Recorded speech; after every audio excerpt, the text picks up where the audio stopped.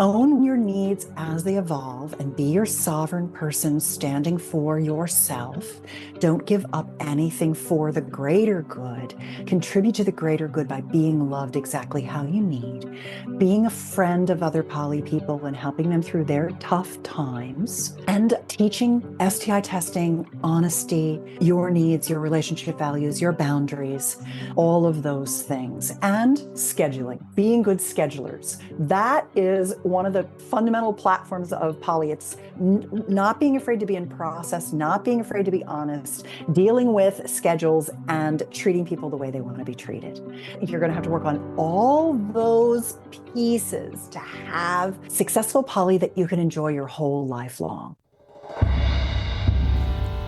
Welcome to the Relationship Diversity Podcast, where we celebrate, question, and explore all aspects of relationship structure diversity, from soloamory to monogamy to polyamory and everything in between, because every relationship is as unique as you are.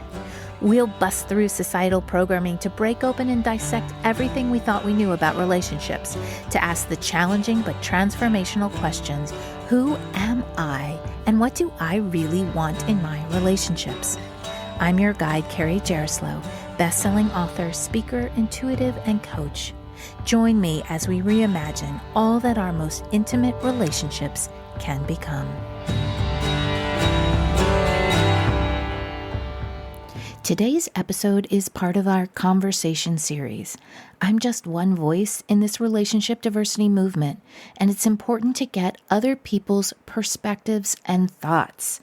And today is part 2 of my incredible conversation with Susan Bratton, intimacy expert to millions.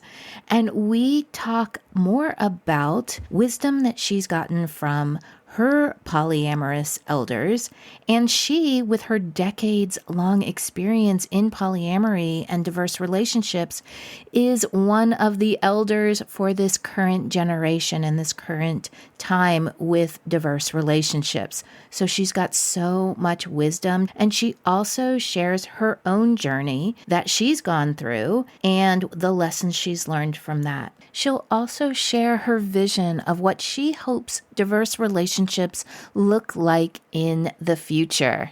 If you haven't listened to part 1, pause here and go back. It will give you a great foundation for what is in this episode, and you'll learn more about the amazing Susan Bratton and all that she brings to the table. Let's continue the conversation.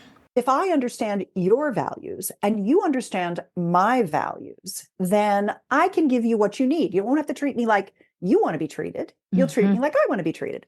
And I highly recommend everybody in the world know what their relationship values are, because once you understand, oh, my husband's number 1 is passion, and what that means to him is he wants me to wear lingerie and slutty shoes. He wants to see me naked. He wants me to sit on his lap. He needs like 25 kisses a day on the lips. He wants me to grab his butt. He wants me to grab his package. He wants me to just be sexy and cute to him all the time. And I love to be sexy and cute for him. And that's just the top thing for him. My number 1 is security. I need to be safe because I had a very unsafe childhood. And so he is my protector, my security. He's like my stable platform. He's the wind beneath my wings. And he has been for 32 years.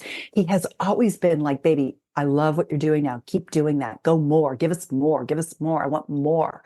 He's the guy that makes all the machinery work. That is what I stand on to have the voice that I have in the world. Also going deeper into like, what does safety mean to you? What does security mean to you? Because sometimes it comes out in different ways, or maybe one of my partners thinks safety and security looks like this, but I think it looks like this. What you're saying reminds me very much of how I approach directing, because I am a former theatrical director, and I felt like I was the best kind of director if I understood what my actors needed. And I wasn't just this director of, this is how I direct and you bend to me. It's more, I will get more out of you if I understand what kind of actor, actress that you are and how I can give you what you need. So with some, maybe it is more through verbal words. Some, it is more of this like empathetic, I'm going to connect with you in the energy that I'm looking for and understanding what they need to get the result that I wanted up on stage. But I have found that when I step out of myself and I think I'm going to go and get this workbook that you're talking about. I'm going to give it to you. Oh, thank you. Yeah, of course. I'm going to give you all my books and programs. Oh my Just God, give you a I love master it. account. Oh, I yeah, of course. love it. I love it. Well, I find that when I ask those questions, like, what do you need? Yes. That we connect because it's not me forcing myself on them, but it's them communicating what they need. I'm more informed because we all come to it with our own programming, our own past, our own filters. That when we can understand what our partner's filters are, what their needs are, there's so much more of an opportunity to connect in the way that they need. And then they're more open also to connect in the way that I need, because my husband sounds similar to your husband. He's very mental and he can connect at my heart. He can connect at my spirit, but my other partner connects at the heart all the time. We're just like heart open. And I have both of those in me. And luckily, my husband has a partner who's very mental and who connects. They connect in this information. We love information. We love learning. And so I don't have to be that, but he still gets that, right? The beauty of polyamory. And so that information is so important. So I am encouraging anyone who is listening, who's struggling with their relationship in terms of communication and understanding what it is that their partner wants, go download this worksheet right away. I'm going to have the website in the show notes so people can click right on it. They don't even have to think. Just go down below and click on it and get that worksheet, because that sounds incredible. I have to say, another testament to the level of your intelligence is that the fourth step in my relationship magic is write exactly what your partner needs to do to make you feel the feelings you want to feel based on your top 4 values. You literally nailed it. So I'm super impressed with you. You are so bright. Oh my God. Thank you. Thank you. Oh, well, so I want to go into, so you have had this information from the elders, the polyamorous elders, and you've been polyamorous for, you said, a third of your life, for decades, right? And so you've seen this evolution, right? And here we are in 2024. So I'm curious if you could sum up how you've seen the evolution from the time you started up until 2024. And then I would love for you to future project where you see it going. Yeah, it's interesting because what I like to do is really fill into what I need at the time. And those things change for me. So I think the best way to answer it is to just give you some very specific examples of how things have changed and why it's unpredictable what the future will be, but I'm open to whatever I want. So I'd say, like you said, how we're always evolving and changing. I just allow myself to change my mind and get what I need in, whatever's going on with me. So I was in a long-term relationship with another man for 9 years, as well as with my husband. And I ended that relationship for 2 reasons. Number one, he started watching Fox News and just became a person that I had no common values with. And I'm a very values-driven person. I need to meet people who are much more progressive and forward thinking. And so I ended that relationship. And then I was looking for someone, but I didn't want to get into a long-term relationship. So I was looking for somebody that I called my summer boy toy. And I was just in the mood to have a new partner, but I didn't want a long-term, because I frankly felt like that former partner had just become so fucking entitled in the relationship. Like he was just going to show up and get laid, and I was going to cook for him, and he was going to have everything paid for. And I felt like I had a teenager.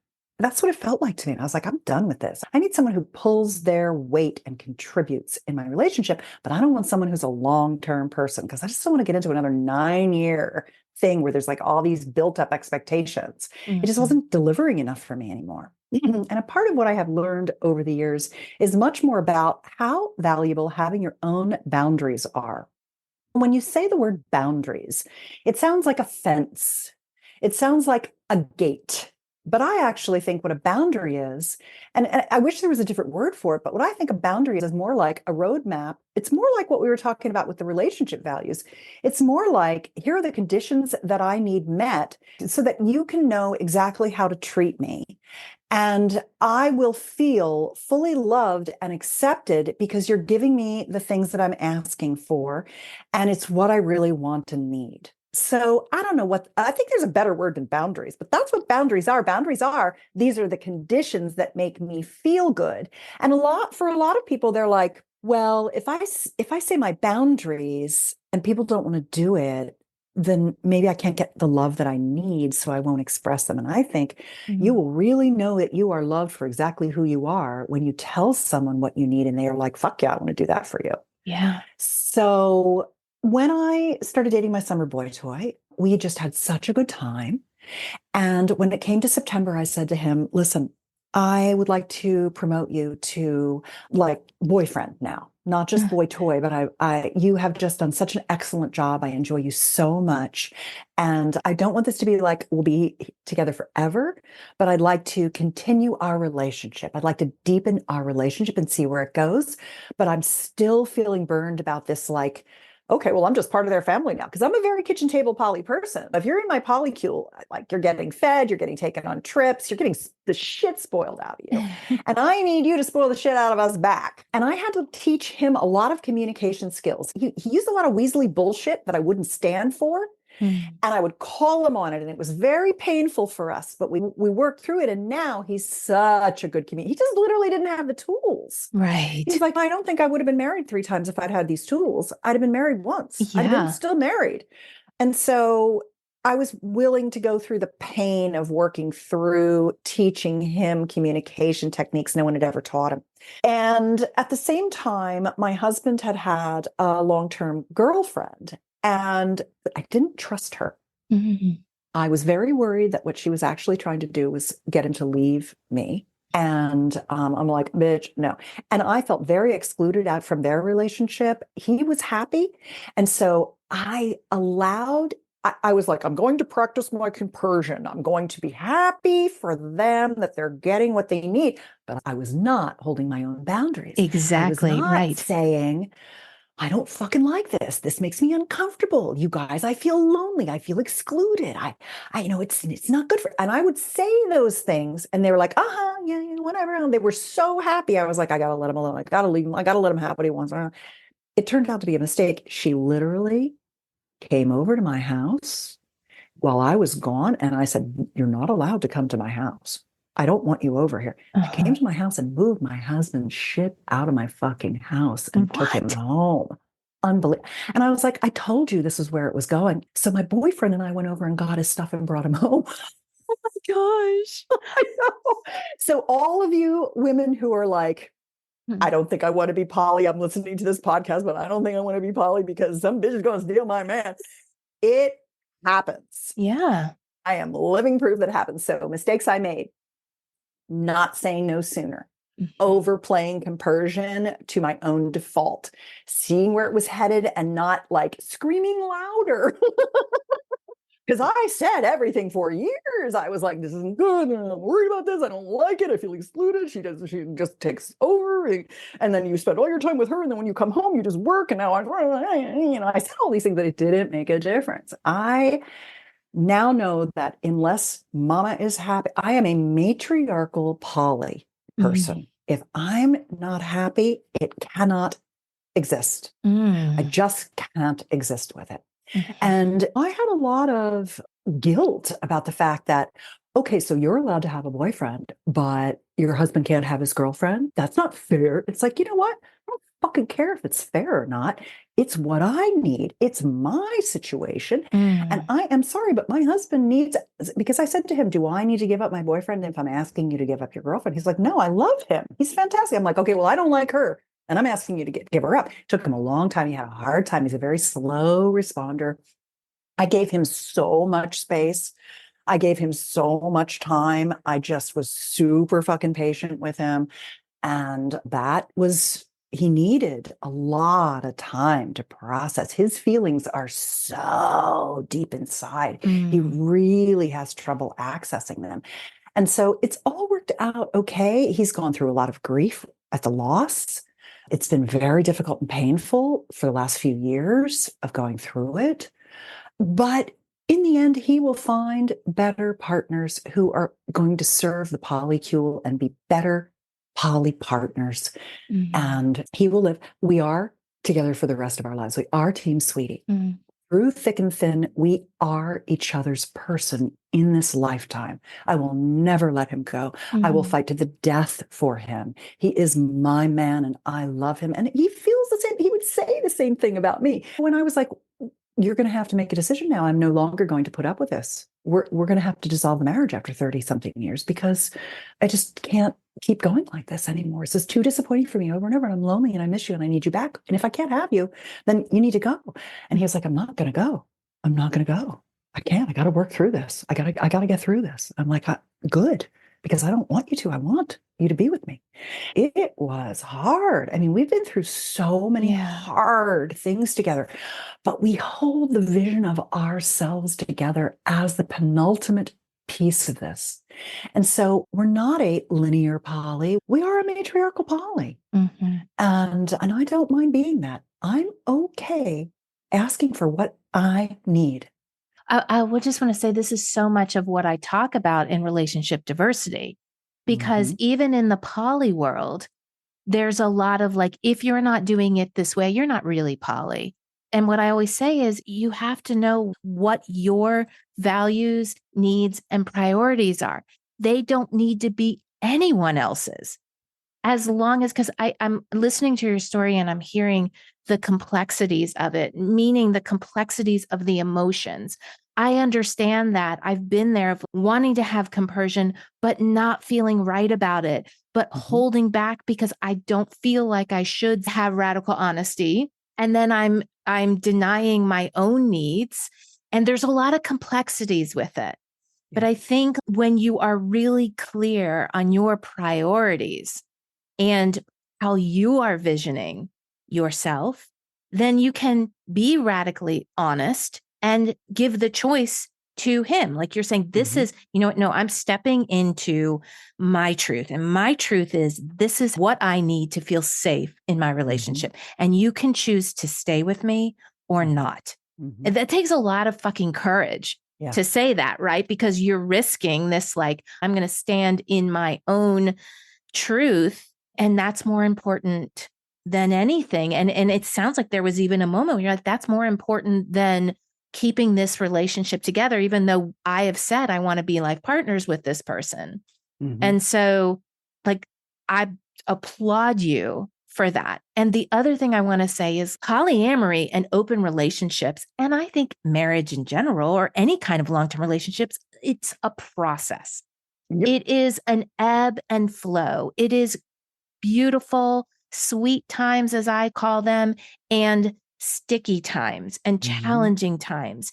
And I will say that I've had the experience with anything that is non-traditional relationship, whatever you call it, or not even call it or label it, is this desire to want to get to know who you are and want to grow and evolve within yourself, because it just takes that. If you want to coast in life, I wouldn't even go try anything other than maybe monogamy and just live your life in that way, because I think it takes a lot of processing. And what you're sharing and your story is showing this need to have a desire to go in it and process it and listen and communicate and know yourself. It's just all a part of it. Yeah. And there's one more piece that made it even more interesting that came on, which was that even before I had to put my final foot down and be like, this is it, another lover came onto the scene for me. And I was interested in being with him. He had been with a woman for a really long time, like 23 years. And we had always been friends and I'd always desired him. And he had left her. And I was like, actually, there were two men, actually, if I'm thinking about it now, there were two different guys that had that kind of trajectory that I'd always wanted to be with. And they were available for the first time. They were no longer in monogamous relationships. And I was like, hello, I would like to fuck you. And that would be fun. Yeah. And one of the things I love to help people do is to be fun to fuck. That's like a phrase that I like. Let's be fun. It's fun to fuck. Be a fun to fuck person. So anyway, one of them, I had a couple of long weekends where he screened in and then he screened back out because he was going to go fuck a bunch of people. But the other guy, he joined the pod for a while. And I got to have a lot of things like foursomes with three guys with me. And I got to have like air tights and things I'd never had because I'd never had three men to have sex with. And so that was really fun. It was a really fun exploratory part. But there was a point at which I said to him, I'm just full. I'm complete now. And I need to close our container. I've had a great time with you. It's been a really fun 6 or 7 months. And it's too much for me to juggle. And I can't have my attention on so many people. I need to get back to work and do some shit. And he's like, okay, yep, I understand. And he was so nice about it. And that was great. I felt bad about it because I have this very nurturing poly kitchen table orientation. Like we're all a big happy family. And by the way, our daughter, she loves my boyfriend. And she loved the other boyfriend that was with us for 7 months. And she's a monogamous person herself, but she just enjoys the kitchen table poly herself. She finds it really pleasurable and likes it a lot. So that's another thing that I think is important is that there's not that many of us old poly people because there weren't that many poly people. But now there's a lot of younger poly people who are, I would say, more in their 30s, 20s, some, but mostly I think poly is like 30s and 40s there's a bigger cluster of them. And so now there's like maybe some babies and maybe some young kids. But I think there's a lot of people who are like, am I going to be able to negotiate being a parent and being poly? And how does that work? And I just want to say for me and for my daughter, she finds it additive rather than a detraction of any kind. She enjoys it. She doesn't want to know anything about our sex lives. That's not of interest to her. She's a kid. It's not interesting. I don't tell her any details, but I do nurture her sexual pleasure too. Like I'm like, here, I want you to try this clitoral stimulator. It's really, really good. I want you to try this lube. There's this wonderful product called Foria. Have you ever tried it? No. Oh, I'll get some sent to you. Okay. So they have created something for me called the Pleasure Protocol. And the Pleasure Protocol is 3 of their products. They're CBD based and they're all botanicals. And so one of the things in the kind of sexual biohacking world that I talk about is if you wouldn't put it in your mouth, don't put it in your vulva or your rectum. It's just, there's a lot of lubes that have a lot of chemicals that are just not good. And so when I found Foria, I was like, oh my God, I just love this product line. And the Pleasure Protocol is they have these things called melts. And the melts are these little cocoa butter little troches that go up inside your vagina and they melt and they coat the interior of your vagina. Because as you age, even if you're using hormone replacement, you're having estrogen loss that is diminishing the thickness of your vagina. And so if you want to be a champion cowgirl rider like I am, you need a little extra help. And so the melts are great. And then they have this arousal oil called Awaken that my husband or my partner, whatever, he loves to put it on the outside of my vulva. And the botanicals and the CBD start sending these signals to your brain that are basically triggering your own endogenous endocannabinoid system, which is your pleasure healing pathway. And they activate the signals from your vulva to your brain. And your brain, everyone knows, your brain is your biggest sex organ. Well, they don't know why. Well, the why is the work that Dr. Nan Wise did with MRIs and orgasm, where basically all the different locations that you touch on your vulva and your vagina, they send signals to different parts of your brain. And the more parts you have activated, the more pleasure you feel. The more neural pathways there are, the more your pleasure expands. And so Awaken starts to expand all these pathways so that every part of your pussy that you pleasure feels even more incredible. And then they have sex oil, which is just this really nice organic botanical oil that you use for as much glide and slide as you want on top of it all. And it all works together really well. So they created this pleasure protocol for me. It's at pleasureprotocol.com. They bundled it. So it's a discount. There's a promo code Susan for another discount. So, but I will have it sent to you so Oh, that you can okay. try it out. Okay. Because it is another thing that helps with that orgasmic capacity expansion, achieving all the different kinds of orgasmic pleasure you can have. There's 20 different kinds of orgasms the human body can have.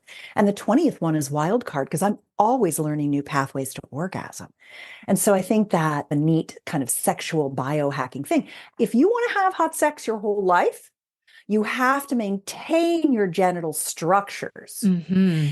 And that's why I talk a lot. Like I'll be in Austin next week doing a speech on sexual biohacking at Biohackers World, because I teach people the care and like sex span extension techniques that help keep your genitals working well, erectile function. Most people don't even know that there's as much erectile tissue in the vulva as there is in the penis. People are just starting to realize, oh, okay, I basically got a dick. It's an innie. Yeah. And so what do I need to do to keep it all good? Which is one of the reasons I also teach people a lot about Gainswave and penis pumping and vulva pumping and red light therapy.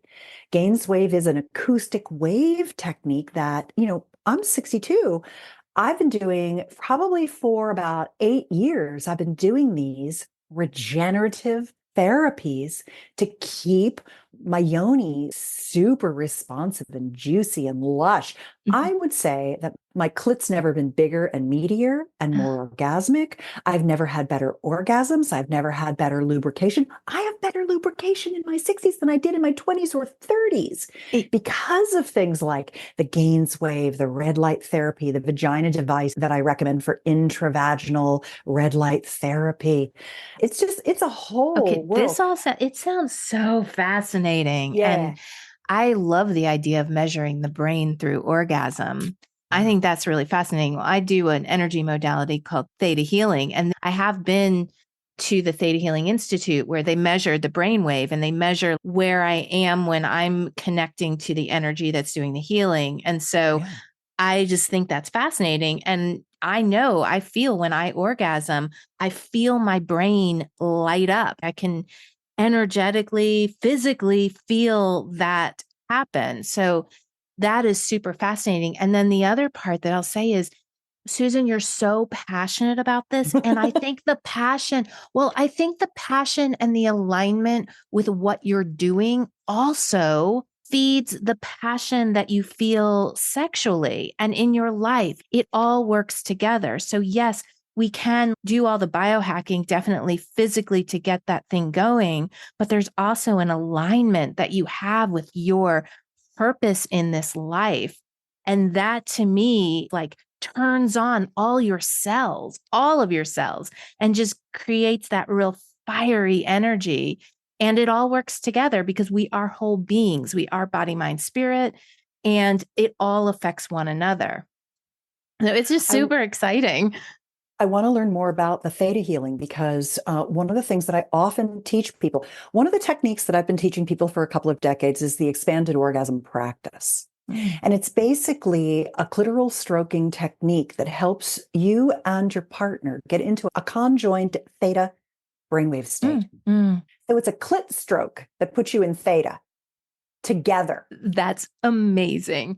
Well, we will talk off this because theta healing is amazing. It's developed by a woman named Vianna Steibel, and she teaches this technique that it gets you into the theta brainwave pretty much after you practice it within, a second, a millisecond. Good. And they've measured it. So, that's the beautiful thing about combining science and energetics. Yeah. But yes, we'll have fun conversations about that. Good. Can I say one more thing about that theta healing? Yeah. So what I think is really interesting is that one of the issues that women have, because we're estrogen dominant, we're worried about everything because we're the prey, not the predator. Mm. And so we have a hard time getting out of our head and into our body. And that's why when I tell men about how to be a masculine sexual leader, what we're really looking for you to do is to ground us and get us out of our head and into our body and calm us and co-regulate us. And you said when you learn the theta healing process, you can get into it really quickly. That's what I tell women who are like, I just can't relax. I can't calm. I struggle. And I say, the more that you lay yourself down and calm and try, like an expanded orgasm practice is a really good thing for couples to have. The more that you do that, the more easily you can slip into the gear. Practice makes perfect. And that's literally what you just said. Mm. So I've been talking about theta and you've been Yeah. talking about theta. Yeah. And I think that makes total sense. So I do want to learn more about it. And there was one more thing I wanted to say, because I know we need to wrap up. I'd like to come back. I would love for you to come back. It's I done. want to It come will back. happen. I feel like there's so many more things I want to talk about with you. There's so much, and there's so much that I missed that I was like, I want to talk about that, and that. So we will do a part 2. Good. Yeah. I'm Or asking for a part 3, second because date, I might break Carrie. this up into 2 parts. So there may be a part 3 and 4 coming. Happy to do it. I'm yours. I wanted to give you the URL to put in the show notes for the comprehensive 8 STI test that I recommend. Wonderful. It's at fullpaneltest.com.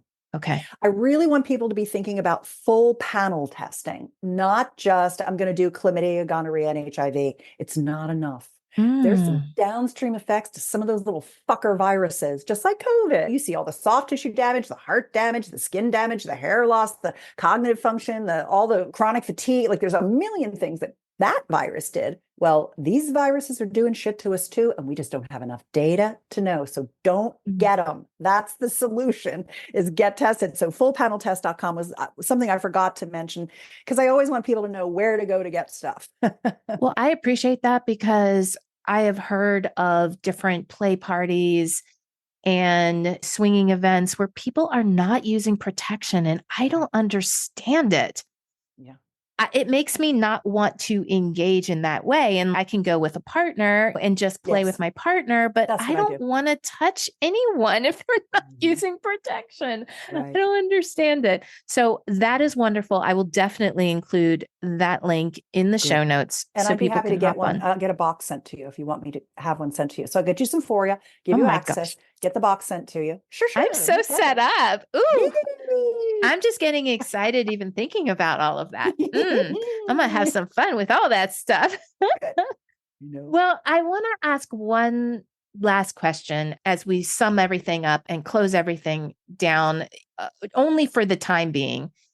Like we said, polyamory is having a moment, and I want to know, what are your biggest hopes and wishes for the future of polyamory? So now, because you are one of those elders that people are looking to help make this transition, maybe for the later millennials and the Gen Zers, to make that easier, because there's so much more fluidity already in those generations in terms of gender identity.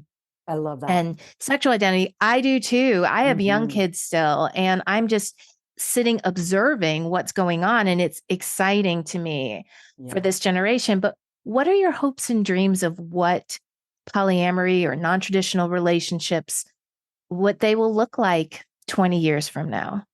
Yeah. I love poly community. I like poly family. Number one, you are a sovereign being. You are in control of your life. Just like you said, Carrie, at the beginning of the show, you are constantly evolving and your needs are constantly changing. So being aware of them and communicating your needs and learning the skills to communicate your needs in a confident way. Look, I was in my 60s and still struggling with feeling like I had to be in this compersion when it was hurting myself. And so I learned a lot about why boundaries are actually the way that people know they're loving you exactly how you need to be loved. So I want to come back to that. One thing I want is know, get in the poly community if you want to be poly. Get in the community and support your poly friends, because you're all going to be going through shit over the years. Yeah. Own your needs as they evolve, and be your sovereign person standing for yourself. Don't give up anything for the greater good. Contribute to the greater good by being loved exactly how you need, being a friend of other poly people and helping them through their tough times, and teaching STI testing, really being protective of each other and normalizing the conversations about STI testing, honesty, your needs, your relationship values, your boundaries, all of those things, and scheduling. Being good schedulers. That is one of the kind of fundamental platforms of poly. It's not being afraid to be in process, not being afraid to be honest, dealing with schedules and treating people the way they want to be treated. You're going to have to work on all those pieces to have successful poly that you can enjoy your whole life long. I love that. I'm almost in tears because I think that that would heal a lot of divisiveness in the world, not only in the polyamorous community and the advancement of non-traditional relationships, but in the world. So I am going to second that dream and hold that vision. And Susan, you're an entrepreneur. I think you should come up with a scheduling app for poly people. It's just called Google Calendar sharing. Well, but maybe there could be more. I don't know. Your husband's really smart in the coding part. Anyway, I'm so thankful for that. And I'm thankful that you are in the space now with pleasure, but also with polyamory, that you are the ones that we can look up to and gain wisdom from. So thank you for all your work. This is only the beginning of our conversation, Susan. So no, Carrie. I can't wait to see where we get, where you and I will be 20 years from now, right? What the conversations we'll be having. So thank you so much for being on the podcast. And until we meet again, my friend. Thanks so much for listening to the Relationship Diversity Podcast. Want to learn more about relationship diversity? I've got a free guide I'd love to send you. Go to www.relationshipdiversitypodcast.com to get yours sent right to you. If you liked what you heard, please subscribe to the podcast.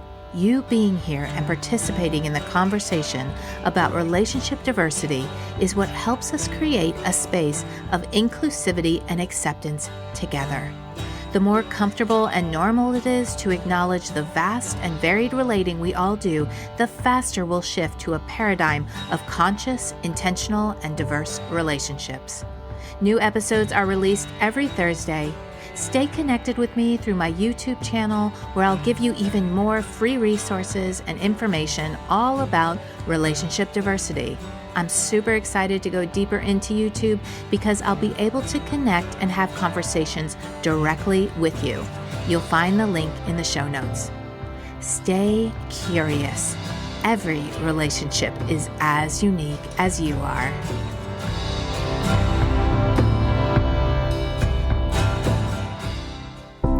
Are you wondering why you never seem to find lasting fulfillment in your relationships? Or do you create the same kinds of relationship experiences over and over again? Can you never seem to find even one person who you want to explore a relationship with? Have you just given up hope altogether? If this sounds like you, my recent book, Why Do They Always Break Up With Me, is the perfect place to start. The foundation of any relationship, whether intimate or not, is the relationship we have with ourselves. In the book, I lead you through 8 clear steps to start or continue your self-exploration journey.